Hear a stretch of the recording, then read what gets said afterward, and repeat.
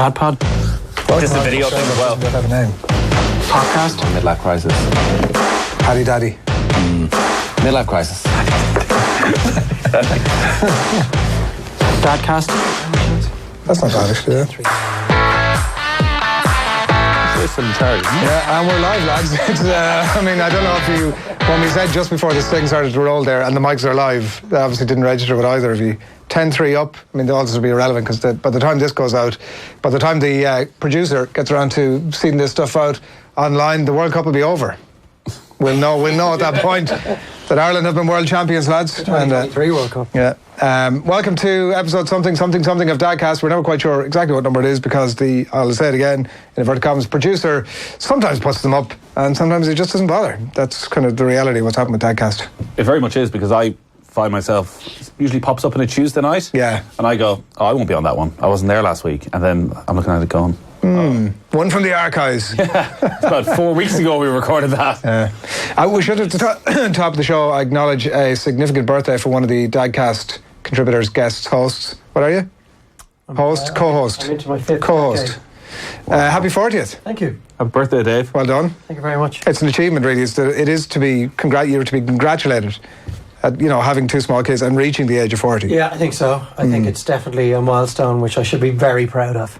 So we have three of the dads now well into their 40s. No, into their and 40s. me, just a young lad. Getting there. 36 hours into my 40s. Wow.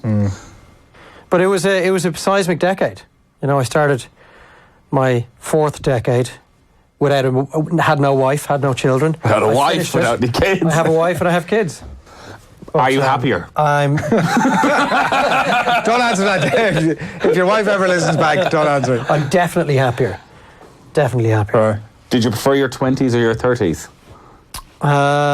Probably preferred my 30s, I'd say, That's a great question. because I actually had some money to spend.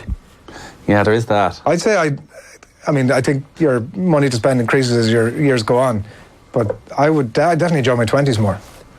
There was just that couldn't give two shits about whatever I have is gone, and that's just the way things roll. Well, I spent a large chunk of my 20s working in a job I didn't enjoy. So, That was here in Newsoft. so that definitely has kind of painted a better picture of my 30s. But I think the 40s are going to be the best, yeah? Right? Yeah. Why? I don't know what I'm basing that so on. you'll be Well, I rock and roll. Yeah, I spent 5 years of my 30s changing nappies. Yeah. So there will be none of that in my 40s. Cumulatively. Yes. So there'll be none of that in my 40s. So that's already we're on a positive footing. You're assuming there most likely be none of that in your 40s. And, up things 4 or stand. 5 times a night and all of that kind of stuff. Yeah. So that's all gone. So that's a good way to go into my fifth decade. What about you? And I feel fit and I feel healthy, and touch wood, that continues. You've never been fitter, probably. Well, definitely in comparison to my 30th birthday, there is no comparison. Oh, really? No comparison. Why, you were two Daves, is that what you're saying? It wasn't that I was overweight or anything, but I was wasn't fit, Right. and I wasn't full of energy, wasn't that healthy. So So that's for definitely, your 40th weekend, plan A is to get rid of the kids. That's what's going to make you most happy. That has been taken care of by my wonderful wife. So the kids will be spending a bit of time with their auntie and their grandparents, and we may have an opportunity to Enjoy life. gallivanting over the next 48 hours. What they're calling it these days. So yeah, I'm looking forward to that. So Gallivanting in town as well. yeah. It's not just it'll be gallivanting at home anymore. Look, Are you they'll be happy concerned at enough to be all shot at us. that your wife may get you the old voucher, the Groupon voucher? I wouldn't. I'll bring it, was that it? might just be the little push I need to, actually get the ball rolling on that. So Have you told your wife about our electric picnic appearance? I have, yeah. The but promise that you made? She listens to every episode, so she knows exactly what the Oh, my situation God. is. It's not a promise. Do you know the way I'm you occasionally bump into people that have listened to every episode, and you're just you can't look them once you know, you just can't look them in the eye anymore. Yeah, this person knows It stuff happens about a me lot. they shouldn't really know. Yeah. I mean, I'm as guilty as anybody, but I really should be less giving, is my main takeaway. Something happened during the week, and my wife's first reaction was, if you fucking speak about this in the podcast, I'm literally... And so obviously I was like, no, I think I should, because, it's kind of an important thing that we should definitely get out there, just obviously to stir the pot a small bit. She was like, I'm telling you, do not fucking mention it. On your head be it. Yeah. Well, at So the what top of was the it? at the top of the podcast, right on hang Tuesday. on, there should be housekeeping. You should tell people who's here, who isn't here. Oh, sorry, Dave. you Good are morning to hosting you. Good today. afternoon and good welcome. The reason you're hosting is that our fearless leader is able. Yeah, he's got away from his kids for the weekend also. Nathan, good afternoon to you. Good morning. Oh, yeah. Good evening. Great to be here. Sorry, this is like 10 minutes ago, but So I'm carry on. instructed to do it, so I can carry on now. Great. What's your? Well, I still have 2.5 years of my 30s to go, so it's not really relevant to me, you know. Well, what was your best decade? Like, I mean, with still a little bit to go, Well, small bit. 20s. All right. It's kind of like is having a child the best day Yeah, of well, your life you're a conversation. YouTube sensation in your 20s in several videos, so like, Some of that was in my teenage years even. I Was think. it? It was, yeah. I wasn't ready to deal with it Right. at that stage. Yeah, maybe you have more ups and downs in your 20s. Like unbelievable nights, shocking hangovers, bit more chasing in the 20s, whereas it's a bit more of a bit more of a calmness, bit more of a calmness in your 30s. less gallivanting. I mean, your children in years to come, if they are listening back to this. No, will- we are doing the 2-year delete. Oh yeah. 100%. Okay. Oh, that's news to me, and I wholeheartedly concur with that development. But you obviously had all 3 of your children in your 30s, correct? Or was there one in Yes, your 20s? no, So, I mean, really, for their ears, your 30s should be the best decade of your life. Yes, Dave. 30s were the best decade. But it but depends it's what different good, It isn't depends it? what. I think that's what I was going to say. It's a different kind of satisfaction. Yeah. And part of your 30s is spent Slightly like wishing you were still back in your 20s. Slightly shite satisfaction. Yeah. But I suspect It's a deeper satisfaction. I suspect so the want for your 20s sort of slowly but surely dissipates as you go through your 30s. But I'd say it never. What do you mean the want? You know, just the To be young and fancy free again. to go to Friday evening and go, geez, I wonder what's a great restaurant to go to in town. I go there, I go out, get up whenever on a Saturday. Were you dining out in fancy Dublin-based restaurants? Listen, in your this 20s? lad was like, this lad's earning potential in his 20s was. You know, massive. He's gone Cash. downhill since. Cash. I mean, I paid tax on it. I'd say. Well, when you assess it overall, and maybe the phrase deeper satisfaction is appropriate, like being a dad is by distance the best thing that's ever happened to me, and it's happened in my 30s. So by extension, they will always be the greatest 10 years of my life. But maybe your 40s will be the best 10 years because the kids are at a better age. As you said, there's no shitty nappies. They're like, your kids are coming into that sort of nice, that everyone tells me, which is worrying because my kids are already starting to get through it. The sort of 6 to 10 is the best age for your kids because they're good crack. They can do everything. They still respect you. They're not assholes yet. Yeah, they still respect you Yes, but and like being around you. the second portion, or certainly the last quarter of the decade to come, fingers crossed we're all around and healthy, Oh, yeah. they will be in their teens, which may take the gloss off the final From few what I years can of my see, 40s. it does. Yeah, like, but he all got started. I was like just hanging in my 30s, and we had our first. I was like 6 months ago, or whatever. So he all got the hop, and it was like there is that thing now of, geez, maybe I wish I had them earlier, right? Like imagine. I think I've made this point previously, this very deep and somewhat bizarre point, by my own admission, that you know, when you get to the end of your days and you're like, oh, if somebody said, oh, you could have another year with your kids, you'd be like, oh shit. I mean, what would you do for that? That's the encouragement to have them a bit earlier. But I mean, it does mean less nights out. Yeah, well, if you have them a bit earlier, that means you've had kids earlier. No, I appreciate that point. It probably have it both ways. it probably also means you're going to die a bit earlier as well because it's also stressful. Well, that's, yes. So my first child nearly 10 years younger than you had your first child because I was just gone 30 Right. when I had my first child. I wouldn't have been able to do it. I have to say this. Very mature. You probably weren't either. The time you've had your first child is the right time. You think? Yes. I don't know. Whatever time that is, it's the right time. Fair enough. Yeah, you're Suited you to have them at that time. That's true. So I was there's no quite point happy. looking I was back. quite happy to have a child at 30. I just needed a calming influence. Your wife. Both my wife and the child. Oh, right. To The just child was a calming calm influence. things down. You know. I wouldn't have been able to deal with that early. We put out a bit earlier on that we were recording. We've got the question asked by the Right Honourable Speaker Nathan Murphy here was, recording starting in 15 minutes, what sort of a shit show have you had to face this week? So we're just taking the guesswork out of it. It's been shit. How shit has it been? Aaron Burn was in touch to say teething. My 5-month-old looks at baby cocaine, aka teether, the way I look at a kebab after 10 pints. It's good stuff, that teether. Is it? It is, yeah. Even The mix of tea that Calpol and Nurofen is the, I wouldn't be. No, is I the wouldn't sweet be. spot. But what about the cocktail kids? of drugs. But it's the stuff. I don't even know what's in teeth or if it's any good. But there's grit in it, which allows them to. It's gritty. Really? It's gritty. I'm not saying it's like there's pebbles, but it's gritty, which allows them to grind out through the pain. Well, the initial teething is obviously the worst when they get to sort of 6-7 months, and the cheeks are red raw. And the nappies are But it gets in shreds. like we're at a stage now where we've moved house for a while, and she's back in the room with us, and she's awake every bloody night, and we can't figure out, is she teething? Because she's probably at a stage where she can take the pain a little bit better. What age is she now? 13 months. But during the day, is she she's drooling? grand Is during the day. she constantly chewing on things No. and biting things? Well, a bit of chewing on things, all They right. do that anyway, though, don't they? Like, I mean, everything goes into our one now. They're roughly the same-ish age. Everything she can get, like, into the mouth, like size, material. That's partly just exploration. Inquisitiveness. Yes, but a lot of it is then they're trying to soothe themselves in some way. I'm just looking for an excuse for her being an absolute wagon. Yeah. I see it already. I mentioned this here. already. Like, she has it sussed how to have us wrapped around her little finger. Far more than the lads had. Like, the angry scream at 4 a.m. And then I'll eventually get up and like get her a bottle 3 hours early just to stop it. And as I'm coming back up the stairs, you'll hear like her laughing. I'm like, Does she have a soother?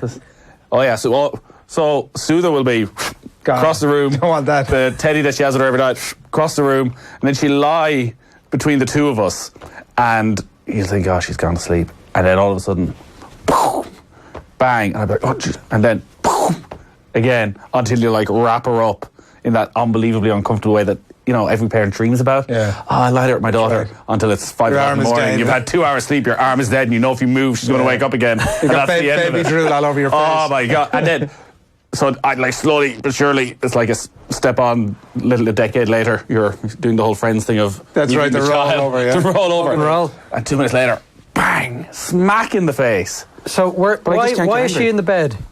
Because she's waking up at... So one of two things has been happening for the last sort of month. She'll either wake at about 4 o'clock, go apeshit for an hour, wide awake, smacking you in the head, soother flying everywhere. But already in her cot. No, in the bed. Because she's gone so crazy, you have to take her out the cot. Okay. 'Cause she's in the room with us, you see, is the problem. So why isn't she in Ship her another out. room? Because we're moved house for a couple of months. Oh, yeah. So we have only 2 bedrooms. Leave her in the kitchen. Okay, why? There's work been done at home, is there? Yeah. Oh, I see, right. So, or the alternative is, as this morning, she woke up at 5 to 6 and that was it for the day. Yeah. Which Which would you is- take? Probably the see, 6 a.m. As is the way in my head in this conversation I would have with my wife when we're about to have the row about who's had more sleep. I'm like, well, I didn't get home from work last night till 11:15. Whereas you could have been in bed at 9 o'clock if you wanted. And, you know, got your full... I'd say that went down sleep. well. No, I didn't say this, obviously. Oh, okay, yeah. I kept it to myself. He leaves it for the Dadcast. It is funny how, like, the one thing that I take that gives me unbelievable comfort out of these conversations, and I hope that people who listen to it get it as well, is that we're all doing the exact same thing. Like, we're at home having the row about who's getting more sleep Yeah. and why and all that stuff. It is one of the most pointless rows. But it was only when he said it now history. that I'm laughing at it. And A then row actually- with your missus over then who's thinking, more tired. Yeah. Like, what is the I'm more, point of that? yeah, exactly. Well, you're not... And the one thing that is for sure is, if you have a row, You're not nobody's winning. going back to bed. No. And there's no way you're winning that row either. No, you're No. not going to win it, no. No, because now so she's back at work 2 days a week, so I'm like, well, but I'm working 5 days a week. So therefore, you know, should that mean that she gets up the 5 days I'm working and I get up the 2 days she's working? But then she would make the very valid point of, well, I'm also minding the children for the 5 day you're at work. So again, maybe the listeners can give me some advice how I broach the subject, that I come out of it Marriage smelling advice is what we're looking for. That I come out of this smelling of roses and getting more sleep. I don't think any of our listeners are magicians in that regard. I think you're just going to have to suck it up. And like you say, she's 18 months old. The time will pass very quickly. I can't imagine being back in that boat. Oh, it's the one. We've It's the the one same shock crack going on. Because the other thing is the cot is on my wife's side of the bed, so she's having to get up every time. Whereas I'm trying to make the point that, well, I'm awake every time. She's like, well, it doesn't sound like that. I was like, I'm telling you. I was like, how could I not be awake? Yeah, that's right. No, you just turn over and go straight back to sleep. Yeah, I'm awake. I'm like they're awake. Yeah. It sounds like I'm snoring, but I'm not. I can surely hear something out of the... Yeah. What you need is one of those Homer Simpson pair of glasses. Go to bed with them on. So when she looks over to you, she can see it. She can see you looking up while you're lying there in the bed. We have the same crack. The eldest lad is. Every night you hear his door open, wailing for no apparent reason because everybody knows what's happening. He's coming into the bed, closes his own bedroom door behind him as he's coming in, and hops into the bed and then like lambs out in the bed. Like is normally he'd be very much over on my wife's side and will be like sprawled across her like Jesus Christ on the cross, with his arm jammed in her face. So I get away quite lightly out of it, I have to say. But yeah, I don't know. I would like to get him out of that habit, out of the bed. I think it's wise. Why isn't there a gate on his bedroom door? We could do that. Yeah, we could do that. That is, if there was 5 things that we have done that has been a roaring success. In a bed. He's in a full bed. See, the thing is, he's only going to stand there and wail the house down. So? Well, he'll wake the baby. Where's the baby? In a room opposite. He'll definitely wake the baby. I would try the gate.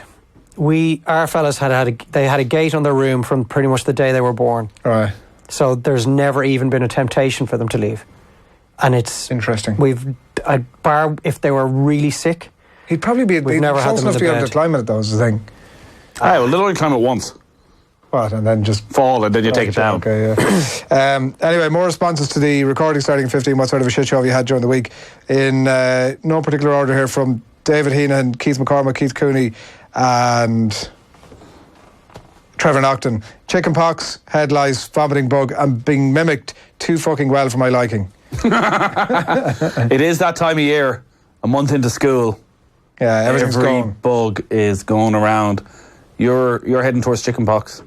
Am I? Did you not send a message where there's chicken pox in your... Huh?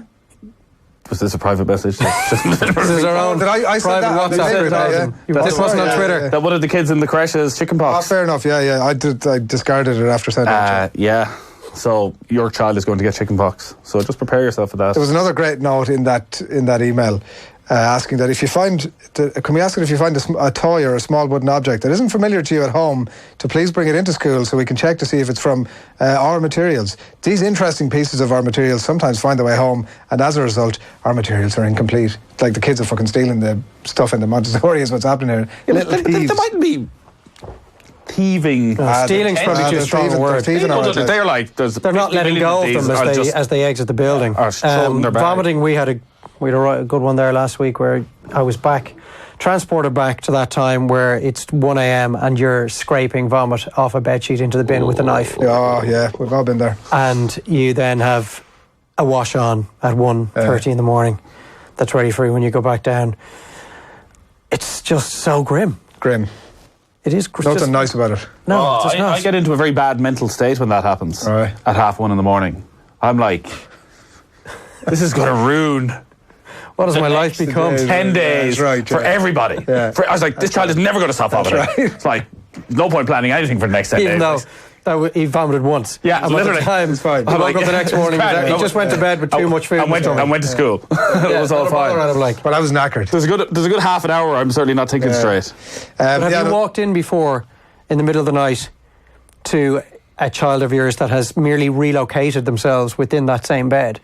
They seem to be able to curl up in the tightest of spots so that they don't lie in their own vomit, and that you won't find it he's vomited the following morning. Right, okay, right. So Yeah. done it and then... Both of our kids have done that over the years. Yeah, so like they wake up in the night and sometimes it upsets them, so they'll start calling for you. But maybe they're so tired or they're still half asleep that I've gone in the morning and the top half of the bed is covered in sick. Yeah. The bottom half of the bed, they've managed to get enough of the duvet around and they're curled up fast asleep, and I'm going... Oh my God, that has now seeped through the bed, through the sheet, into the mattress. And no one was any the wiser for it. It's ingenious, really, on their part. It's grim as all hell, though.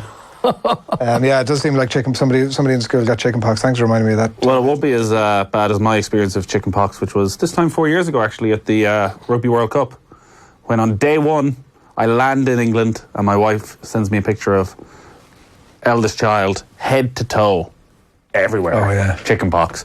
So I'm in England for a week. I rock back the following Monday. Child looks perfect. Don't know what the problem was. A week back at home.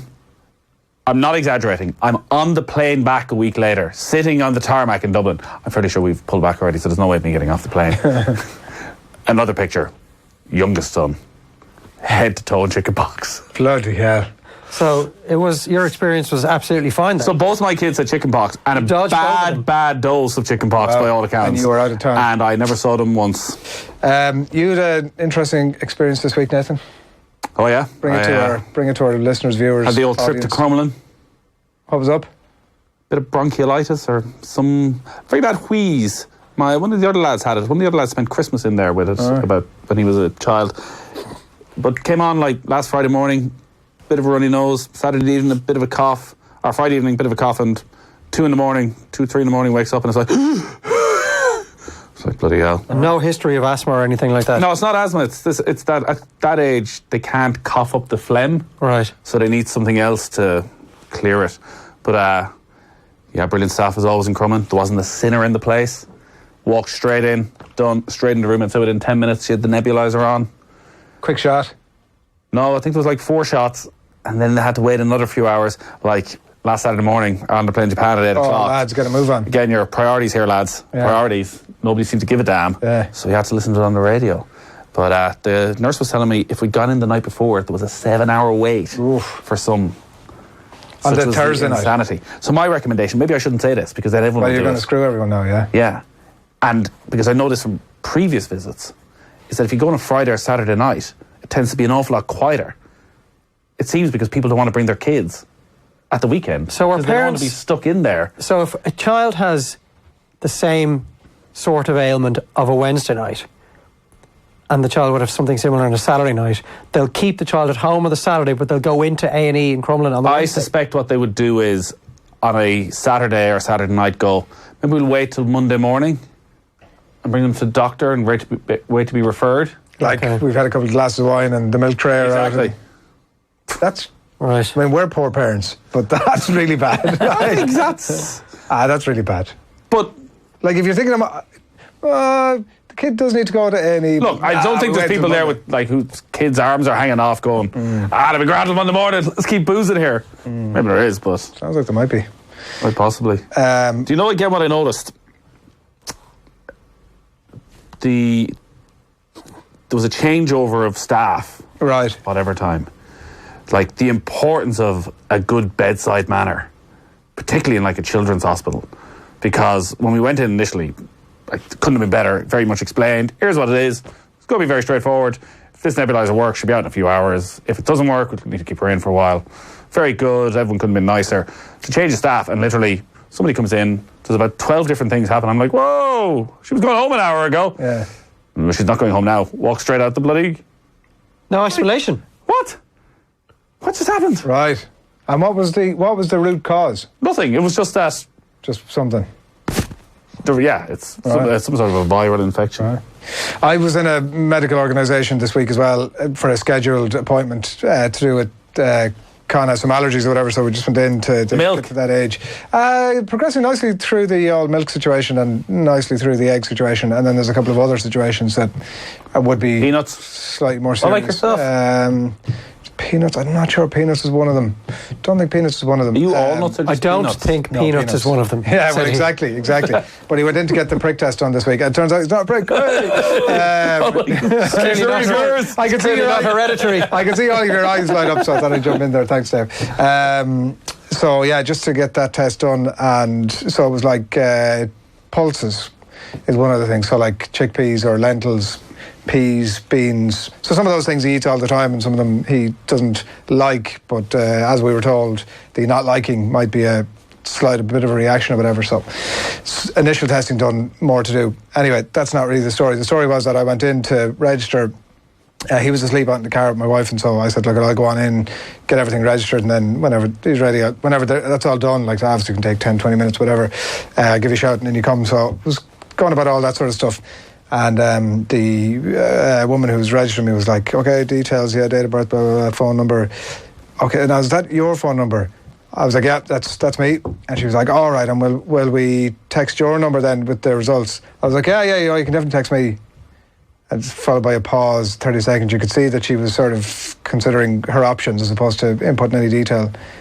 Now, you sure when we put mum's details down just when the text with the results comes in, I'm like, and obviously at that point I was like, well, no, fuck you, like.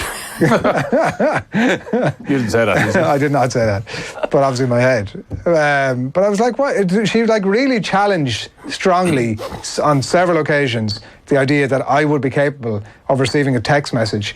And as she was saying, she actually said at one point, I'll trust you to pass on the details. Like, what do you mean? But also, to pass on the details to an adult or what? Like, what's the... She's clearly got a bang of incompetency off you. And that I would understand, Dave. I would have no issue who could blame her for that? Most of your work colleagues feel the same. I would Secondly, totally understand that. she's possibly a listener, and she's aware of the last time you were in a little bit of difficulty and you completely abdicated your responsibilities. No, that's fair. And if she'd listened to that, she would have known that Adrian has no problem contacting his wife at any time. I could have pulled a Nathan and gone, do you listen to the podcast? No, better not. But yeah, she clearly did. But you're clearly aggrieved by this. Well, I felt that I'm aggrieved on behalf of mankind. I felt that it wasn't to do with all those things that you rightly point out that are also true. That this was just generally, don't be giving the information to the bloke. He doesn't know what to be doing with that. He has other things. He is, watching the football, or he's going shopping, or he has other things to be doing. Forget about it. He wouldn't even be thinking about that.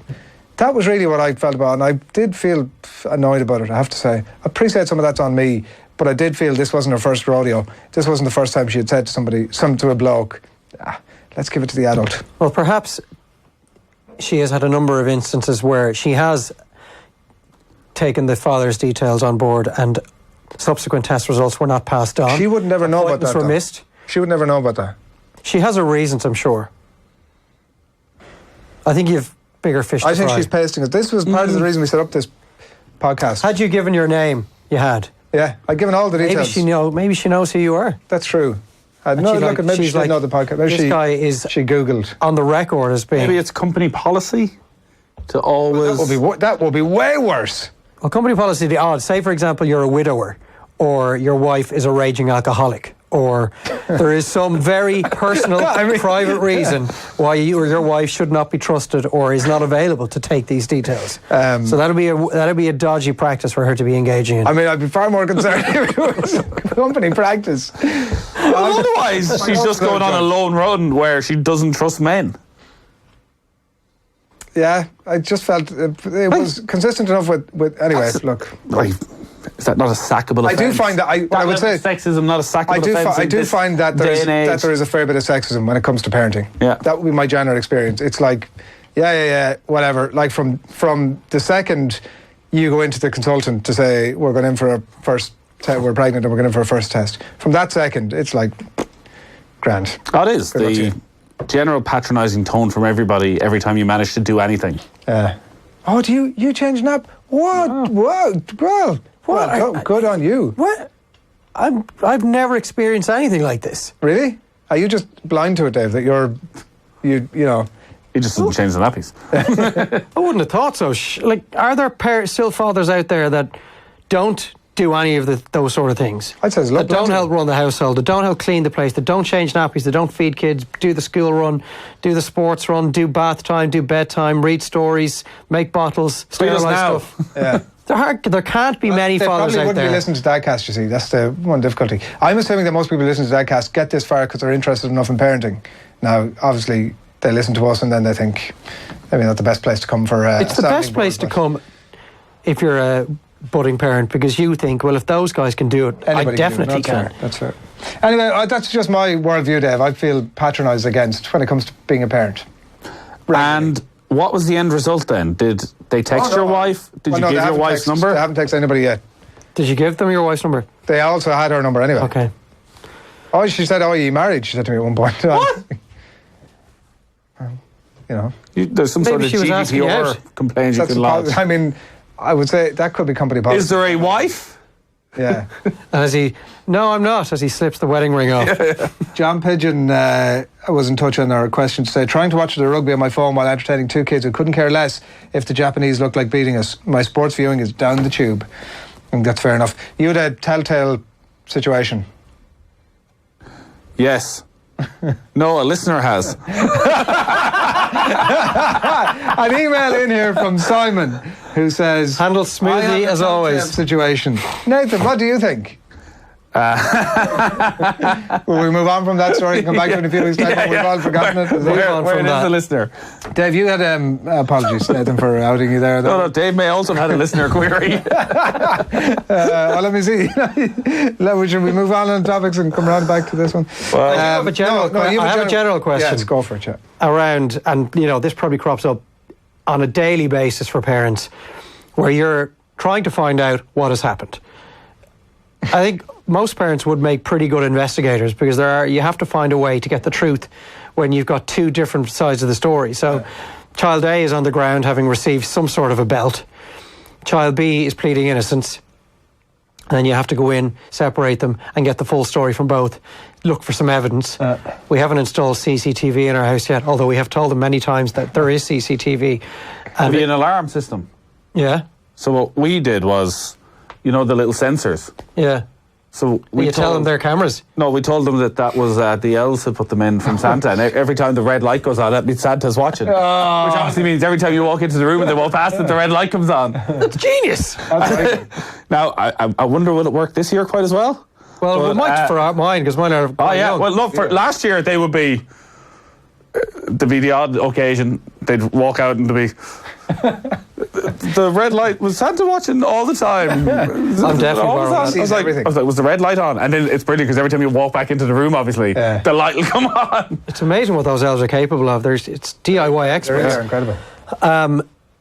But how do you know when they're telling the truth? If something has happened, now, I think I'm getting a little bit better at it, where you periodically ask for the same story to be told multiple times, and then you pick through them for inconsistencies, which is what Columbo, essentially. Yeah, any police detective would do. You write down exactly what they're saying, and then you see if the corresponding version of events complies with it in an hour's time or 2 hours' time. So there was a couple of times this week where I had to do that, and in fairness to him, he was sticking to a story. So if he does that 3 or 4 times over a 4-hour period, also get them to tell the story to somebody else, be it your wife or a relative. Does it all corroborate? Does it all Cagney and Lacey corroborate? style. Write it down there.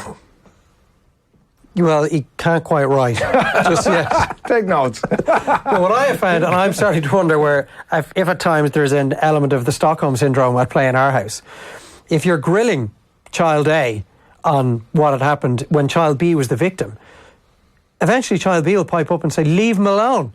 Stop. What? Stop grilling my brother. What? Stop shouting at my like, brother. no, but like- Stop asking my brother questions is one of them that I've been told in recent days. But does and that- I'm going, what? Hang on, I'm defending you here. Wow. But I often wonder this. So maybe that sums up the issue, that you're making this huge deal out of something that actually When it's really not. it's really not. Like, you do find yourself getting so wound up about, were you lying? Were you lying? Are you lying? And then you're like, wait a second. It's like the smallest thing in the world. They've already but you're forgotten about it. You're sort of building it into this. Well, if he lies about this in 20 years' time, what's he going to be lying about? I need to choose this moment to teach them a lesson. No, where I they're think like, it's a really good point. didn't really think about this. There are definitely times now where I should have let go of something a lot sooner, because both of them have already moved on. They probably can't even remember what it is we're talking about, and they've gone on to their next piece of Lego or their next book or their next toy, and you are making a situation that's already been dealt with far worse. I definitely find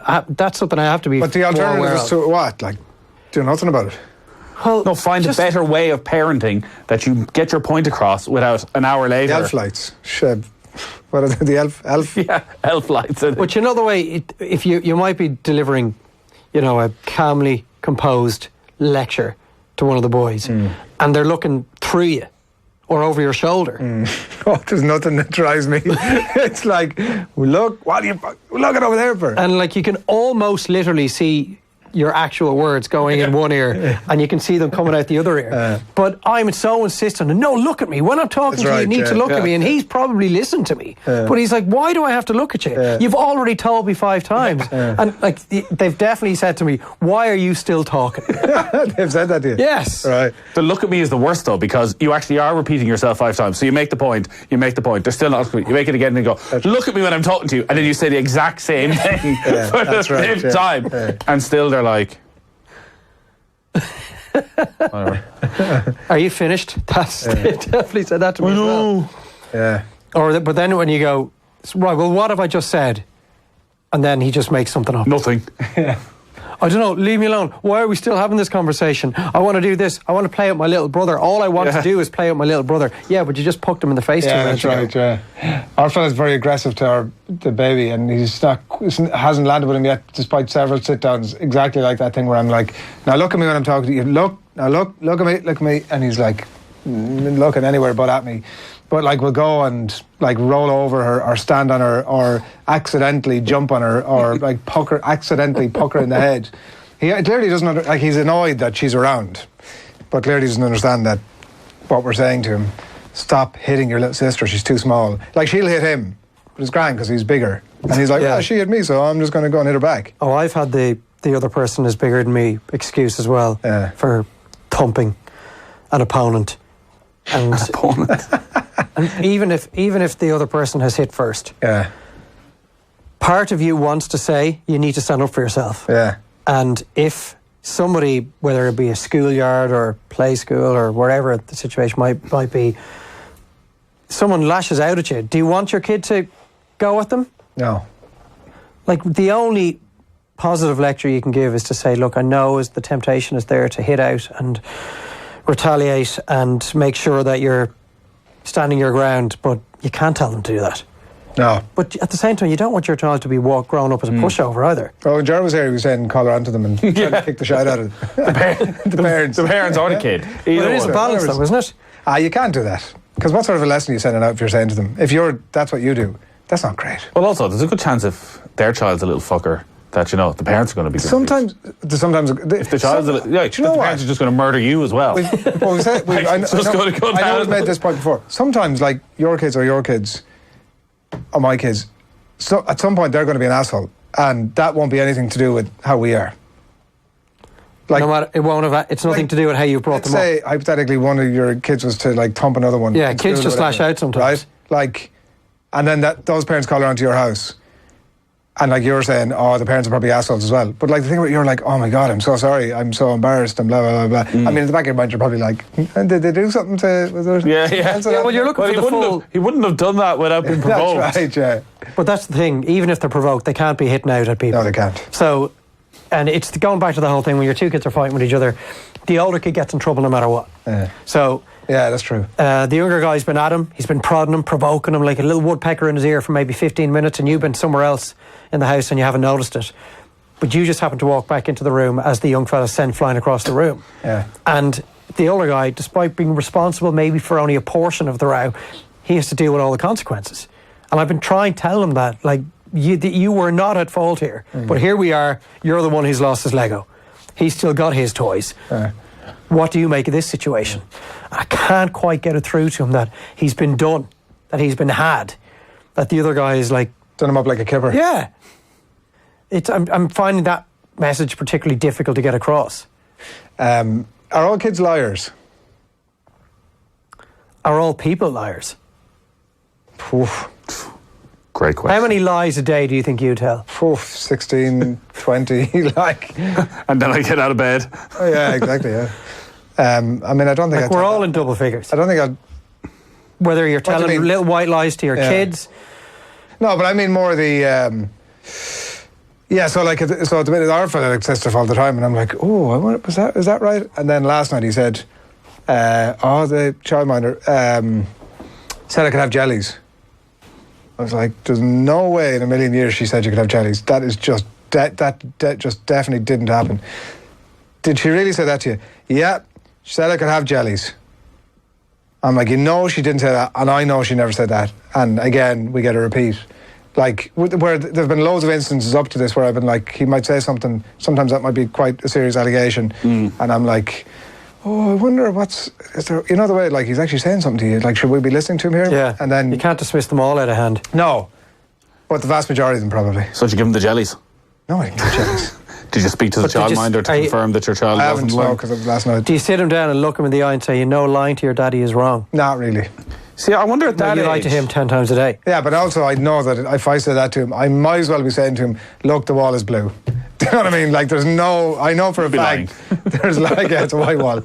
Like, there's just nothing. There's not, you might as well be talking to him, you might be reading Ulysses to him. At what stage, I wonder, can kids start to differentiate between lies? What's a little lie and what's a big lie? Yeah. So I do often, again, it's the overreacting. That we tell 50 little lies a day, they tell 50 little lies a day, and they don't realise the one that's going to have a reaction with you going, sorry, what? Yeah, because Did that definitely happen? obviously we're old enough to decipher what's harmless, what's a harmless lie, and what's a lie that may have consequences. I don't know. I mean, are your boys who are a lot older than ours, are they sufficiently developed to know when they're telling a lie that they really shouldn't be telling, as opposed to, oh no, I didn't break that toy, even though they may have done it. It's not really an issue. I do definitely think that they still can't quite judge when they should tell the truth, in that, so a lie can become this big thing very quickly and they don't realise how quickly it can become Snowballs. a big thing. But they'll never back down. Like, never ever will there be they've lied and defended it and then go, okay, I did it. They will go till the very end. Like, there's no, so I don't know like, where do you go when they literally will not admit? Because then you are into the get up to your room. You've no definite proof the other side of the time. The other side to it is like that sometimes society has moved on so far, right, in that sometimes they might actually be telling you something serious about something that's happened. And like, I suppose years ago we all would have gone, la la la la la, listen, it's only a kid, don't worry about it. Respect your elders. The importance of not interrogating, right, but like making sure that what they're saying is definitely not right. Like, the last thing you want is for them to tell, actually at some point, like your point, they'll tell you 99 lies and then one of them happens to be true. You have to listen to them all. You have to listen to them, and you have to have the conversations with the people you need to have to. On the send them to the room, and I know we're tight for time now. What do you do when your kid just like the Roy Keane on it, and you know where he's just out there? He's gone in and he's done someone, and he doesn't even wait for the red card. He's already walking towards the tunnel like that. Game, whatever. Remember the Inga Haaland tackle. King was already on his way. Like he didn't even look at he'd already his back to the referee, walking towards the tunnel before the referee pulls the red card out of his pocket. Chase him off the pitch. So like a couple of times, there'll be an incident and he's already on the way up the stairs. Yeah. I haven't even said, right, that's it. Well, go to your room. He's already en route. Keane knew the severity of what he did was wrong. He knew he was going to get punished. Had already taken his punishment, was walking away. It's not about the showing of the red card. It's like, I understand what I've done is bad, and I know I've got to get. So you see it as a positive. I'm getting a 3-match ban, so I'm off in my bedroom. Like, that's that. Do you know what I mean? Unless your kid is roaring at your other kid, going, "And take that, you fuck!" Standing over him. Yeah. But he's also hurt his leg, and he's looking. That's right. And he's going to be looking for sympathy for 20 years later. Remember you kicked me 6 months ago? Yeah, I told you I just hurt my leg for kicking it. I didn't mean to kick it that hard. I can't remember that. Was it 6 months ago? Can't remember. And you accuse me of taking your toy. Good note to leave it on, unless you have anything else to impart to our wonderful audience listeners. No. That's fine off. You've done a good job. I haven't done any job, really. Enjoy your 40th weekend. Thank you, Dave. Enjoy your 40s, Dave. The gallivanting. I'm going to do my best to enjoy my 40s, Dave, because I'd say one gallivant and Dave hasn't happened yet. One gallivant and Dave is done. I'd say he wouldn't be going back to gallivant more than once in 24 hours. I'd say. I'm not in a position to gallivant as much as I used to. None of us are, Dave. That's the reality. Plus, I just can't. I can't do hangovers. I just can't do the turnaround time between gallivantings. Well, it just takes too long to get over it, and the day's gone, and there's. You used to be able to gallivant a few times a day. It's like. I feel like this is a conversation between an adult and a child, and the child hasn't quite caught up. But the adult is talking I think he's catching up now. I think he's talking about picking his nose. Yeah, that's what it is. Yeah, beautiful. Not I think I just tried to somehow boast there. Episode about his younger days. The 20s were good for Barry. I mean, but episode something in the can. Talk to you next time. Good.